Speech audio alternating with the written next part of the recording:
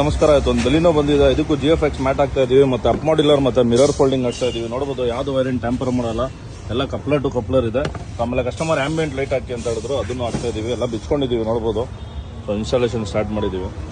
ಇನ್ನೊಂದು work complete ಆಗಿದೆ. ಈ ಕಸ್ಟಮರು ಮಂಡ್ಯದಿಂದ ಬಂದವರು. ಆಕ್ಚುಲಿ ಇದಕ್ಕೆ ಮಿರರ್ ಫೋಲ್ಡಿಂಗು, ಅಪ್ ಮಾಡಿಲ್ಲರ್ ಮತ್ತೆ ಜಾಗ್ವಾರ್ ಬ್ರ್ಯಾಂಡ್ ಆಂಬಿಯಂಟ್ ಲೈಟು ಮತ್ತೆ GFX ಮ್ಯಾಟ್ ಹಾಕಿದೀವಿ. ನೋಡಬಹುದು ಫಿಟ್ಮೆಂಟ್ ಆಗಿದೆ.